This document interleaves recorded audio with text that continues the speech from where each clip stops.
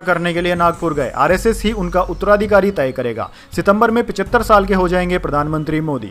जी हां दोस्तों, शिवसेना सांसद संजय रावत ने मुंबई में दावा किया कि प्रधानमंत्री मोदी अपने रिटायरमेंट प्लान पर चर्चा करने के लिए संघ मुख्यालय गए थे। उन्होंने भाजपा की 75 साल की उम्र में रिटायर होने की पॉलिसी का जिक्र किया। प्रधानमंत्री मोदी भी इस साल सितंबर में 75 साल की आयु पूरी कर लेंगे। इसके अलावा रावत ने यह भी दावा किया कि राष्ट्रीय स्वयंसेवक संघ आरएसएस ही प्रधानमंत्री मोदी के उत्तराधिकारी का फैसला करेगा और उनका उत्तराधिकारी महाराष्ट्र से होगा। दरअसल दोस्तों, बीते दिन प्रधानमंत्री मोदी प्रधानमंत्री बनने के बाद पहली बार आरएसएस मुख्यालय पहुंचे थे। चलिए दोस्तों, जान लेते हैं अगली खबर। म्यांमार भूकंप, नमाज पढ़ रहे 700 लोगों की जान गई, 60 मस्जिदें तबाह, चौथे दिन मरने वालों का आंकड़ा 1700 के पार। जी हां दोस्तों, म्यांमार में शुक्रवार को आए भूकंप की वजह से नमाज पढ़ रहे 700 से ज्यादा लोग मारे गए हैं। इसके अलावा 60 से ज्यादा मस्जिदें भी तबाह हो गई। इस तबाही में मरने वालों की संख्या चौथे दिन बढ़कर 1700 के पार हो गई है। म्यांमार की सेना ने सोमवार को इसकी जानकारी दी। सैन्य सरकार के प्रवक्ता ने बताया कि 3400 से ज्यादा लोग घायल हैं, जबकि 300 से ज्यादा लापता हैं। अभी यह पता नहीं चल पाया है कि मस्जिदों में मारे गए लोगों को भूकंप में मारे गए 1700 से अधिक लोगों की आधिकारिक संख्या में शामिल किया गया है या नहीं। चलिए दोस्तों, जान लेते हैं अगली खबर। अमेजन और नोकिया के बीच पेटेंट विवाद सुलझा, दोनों कंपनियों ने एक दूसरे के खिलाफ मुकदमे वापस लिए। वीडियो टेक्नोलॉजी पेटेंट पर मतभेद था। जी हां दोस्तों, फिनलैंड की टेक कंपनी नोकिया ने अमेजन के साथ वीडियो टेक्नोलॉजी से जुड़े पेटेंट विवाद को सुलझा लिया है। सोमवार को नोकिया ने बताया कि दोनों कंपनियों के बीच एक पेटेंट समझौता हुआ है। इसके तहत अमेजन अब स्ट्रीमिंग सर्विसेज और डिवाइसों में नोकिया के वीडियो पेटेंट्स का इस्तेमाल कर पाएगा। इस समझौते के बाद दोनों कंपनियों ने एक दूसरे के खिलाफ दायर मुकदमे वापस ले लिए हैं। हालांकि कंपनियों ने समझौते की शर्तें गुप्त रखी हैं। चलिए जान लेते हैं अगली खबर। कांग्रेस ने की मांग, निजी शैक्षणिक संस्थानों में एससी एसटी आरक्षण के लिए बने कानून। जी हां दोस्तों, कांग्रेस ने सरकार से मांग की है कि एसटी एससी और ओबीसी कोटे के लिए एक नया कानून बनाया जाए, जिससे निजी गैर अल्पसंख्यक शिक्षण संस्थानों में भी आरक्षण लागू हो सके। कांग्रेस ने सोमवार को मांग की कि सरकार देश के निजी गैर अल्पसंख्यक शैक्षणिक संस्थानों में अनुसूचित जाति यानी कि एससी, अनुसूचित जनजाति एसटी और अन्य पिछड़ा वर्ग यानी कि ओबीसी के आरक्षण के लिए कानून लेकर आए। कांग्रेस के महासचिव जयराम रमेश द्वारा जारी बयान में कहा गया है कि शिक्षा, महिला, बाल, युवा एवं खेल संबंधी संसदीय स्थायी समिति ने अनुच्छेद 15(5) को लागू करने के लिए एक नए कानून की सिफारिश की थी। वैसे दोस्तों, इस बारे में आपके क्या विचार हैं? क्या निजी संस्थानों में भी एसटी, एससी और ओबीसी को आरक्षण के कोटे में रखा जाना चाहिए या नहीं? कमेंट बॉक्स में अपनी राय जरूर दें। चलिए जान लेते हैं अगली खबर। कर्ज में डूबी बायजूस को फिर से लॉन्च करेंगे रविंद्रन, कहा टूटे नहीं है, मुझे अपने छात्रों की आंखों की चमक याद है, पुरानी तस्वीरें शेयर की।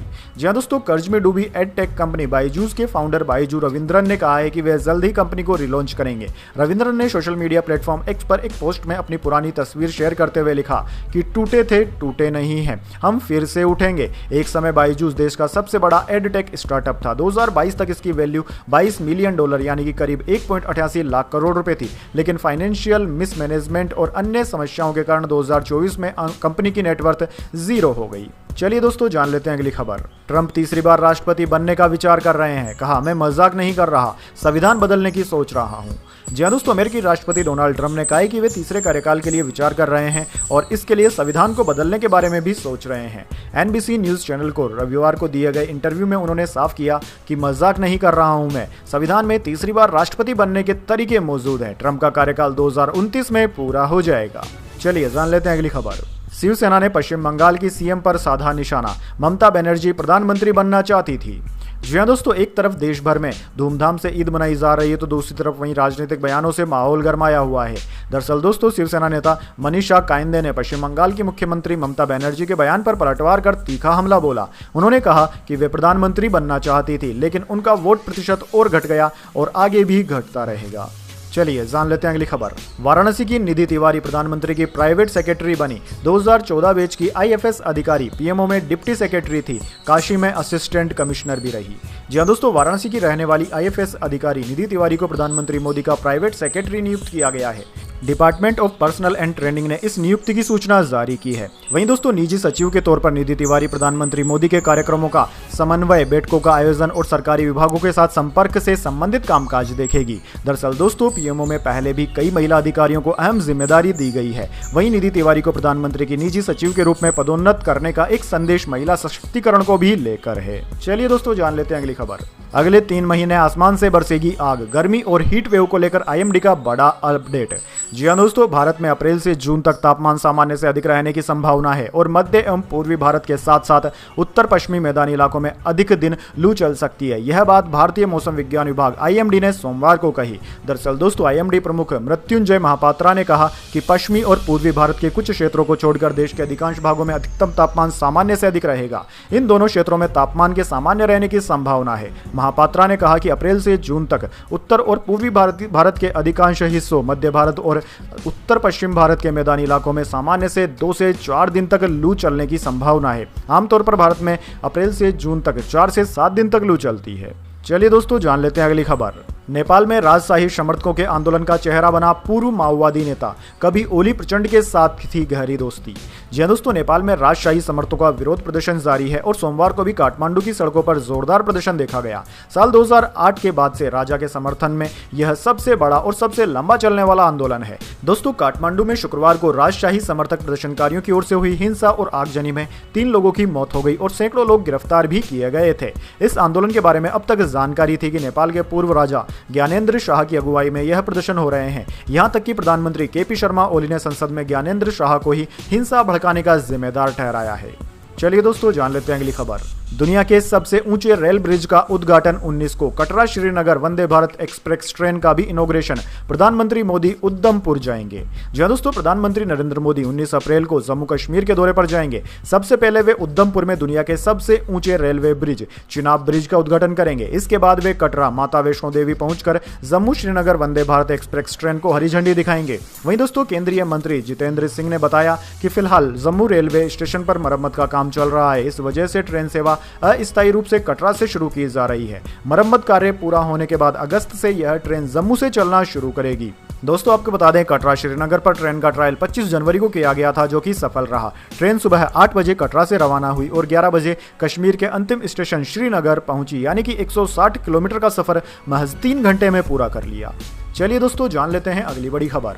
नोबेल प्राइज के लिए नामित हुए पाकिस्तान के पूर्व प्रधानमंत्री इमरान खान लंबे समय से हैं जेल में बंद।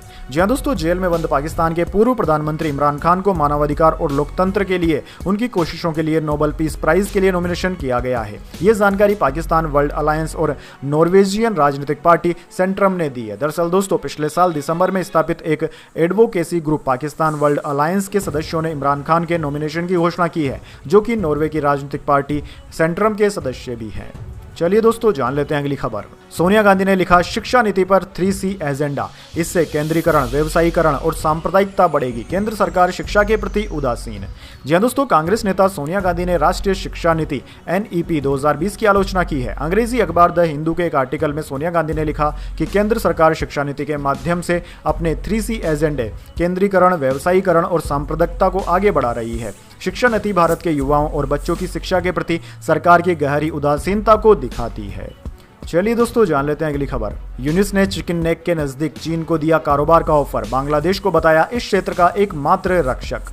जी हां दोस्तों, चीन दौरे से वापस लौटे बांग्लादेश की अंतरिम सरकार के मुख्य सलाहकार मोहम्मद यूनिस का एक वीडियो वायरल हो रहा है, जिसमें वो चीन को क्षेत्र में अपना विस्तार करने के लिए आमंत्रित करते दिख रहे हैं। भारत के साथ तनावपूर्ण रिश्तों के बीच यूनिस भारत के पूर्वोत्तर राज्य पर टिप्पणी करते दिख रहे हैं, जिसे लेकर काफी आपत्ति जताई जा रही है। मोहम्मद यूनिस ने कहा कि भारत के 7 पूर्वोत्तर राज्य यानी कि 7 सिस्टर्स अभी भी लैंड ऑक्ड यानी कि चारों तरफ से भूमि से घिरे हुए हैं।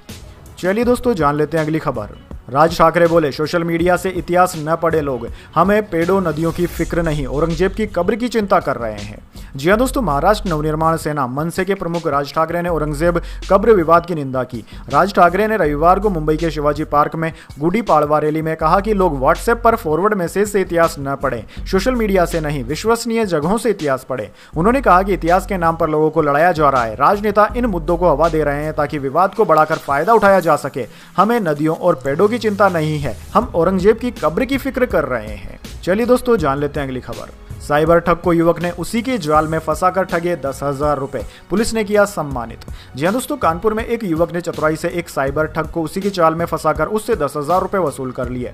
ठग ने खुद को CBI अधिकारी बताकर भूपेंद्र को फोन किया और उन पर अश्लील वीडियो देखने का आरोप लगाते हुए केस बंद करने के लिए 16,000 रुपए की मांग की थी, लेकिन भूपेंद्र ने सतर्कता और सूझबूझ दिखाते हुए ठग को उल्टा अपने जाल में फंसा लिया और अलग अलग बहानों से 10,000 रुपए अपने खाते में ट्रांसफर करा लिए।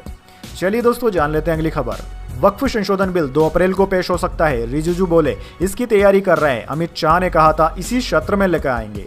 जी हाँ दोस्तों, वक्फ संशोधन बिल को 2 अप्रैल को संसद में पेश किया जा सकता है।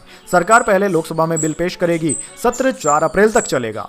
वहीं दोस्तों, संसदीय कार्य मंत्री किरण रिजिजू ने कहा कि हम संसद में वक्फ संशोधन विधेयक पेश करने की तैयारी कर रहे हैं। बिल पर संसद के बाहर खूब विचार विमर्श हुए हैं, हमें सदन में बहस और चर्चा में भी जरूर भाग लेना चाहिए। वहीं दोस्तों, रिजिजू ने कहा कि बिल पर बनी जेपीसी ने लोकतांत्रिक भारत के इतिहास में अब तक की सबसे ज्यादा परामर्श प्रक्रिया का रिकॉर्ड बनाया है। सभी राजनीतिक दलों से अनुरोध है कि लोगों को गुमराह न करें। चलिए दोस्तों, जान लेते हैं अगली खबर। चेन्नई सुपर किंग्स के कोच बोले धोनी का घुटना शरीर पहले जैसे नहीं, उनका 10 ओवर बैटिंग करना मुश्किल, इसलिए वे निचले ऑर्डर पर बैटिंग कर रहे हैं। जी हाँ दोस्तों, इंडियन प्रीमियर लीग आईपीएल में महेंद्र सिंह धोनी 8-9 नंबर पर बैटिंग करने उतर रहे हैं। इस पर कई क्रिकेट एक्सपर्ट सवाल उठा रहे हैं। उनका कहना है कि इतने निचले क्रम पर बल्लेबाजी का टीम को क्या फायदा। इस सवाल पर चेन्नई सुपर किंग्स के कोच स्टीफन फ्लेमिंग ने कहा कि धोनी की बॉडी और घुटना अब वैसे नहीं है जैसा पहले हुआ करता था, उनके लिए 10 ओवर बल्लेबाजी करना मुश्किल है। फ्लेमिंग ने कहा कि यह समय की बात है, धोनी खुद इस बात का फैसला करते हैं, जिससे हमें पता चलता है कि आपको हमारी वीडियोस पसंद आ रही है या नहीं।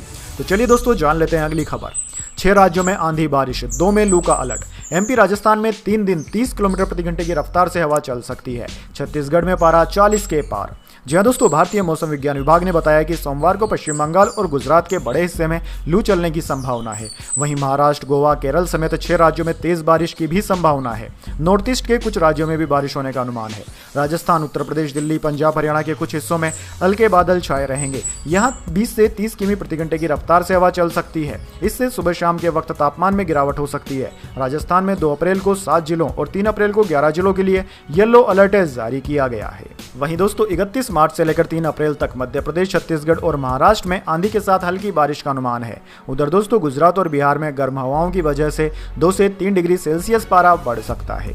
चलिए दोस्तों, जान लेते हैं अगली बड़ी खबर। सूटकेस छोटा पड़ा तो सौरभ को काटकर ड्रम में भरा। साहिल मुस्कान ने 10 से 12 बार गला काटा था। मेरठ हत्याकांड में चौंकाने वाले हुए खुलासे। जी हाँ दोस्तों, मेरठ में सौरभ राजपूत मर्डर के 27 दिन बीत चुके हैं। इस हत्याकांड में 3 स्तर पर जांच चल रही है। पहली पुलिस, दूसरी फोरेंसिक टीम और तीसरी साइबर सेल।